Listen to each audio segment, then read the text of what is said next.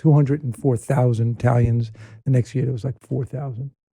Wow. Yeah, so, because there were millions of people who were coming, and the country was, especially in the cities, it was, all these people spoke different languages. When you were Irish when you came here, you were looked down upon, but you spoke the same language or a similar language, and the Jews didn't, and the Italians didn't, and the Poles didn't, and so it was Greeks didn't.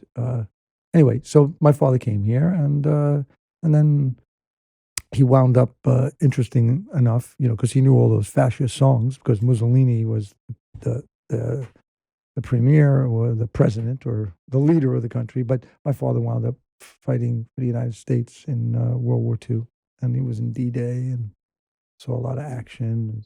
He was in the Navy, and so my connection to Italy is through Sicily and Puglia, which is southern, but they're very different regions, and it was through music and family.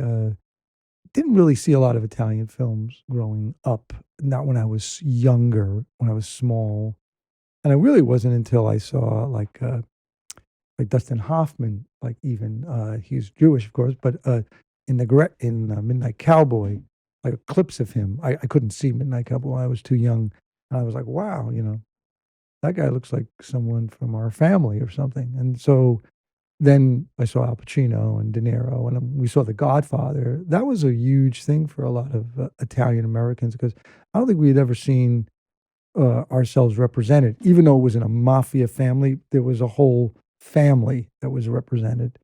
And so it was a very exciting time. And then I was introduced, and then I saw De Niro and Scorsese, of course, and then later on I got introduced to Italian films and Japanese films and French films, far in college. Yeah. It was really when I was in You college. went to SUNY New Paltz. SUNY New Paltz. And it's really there.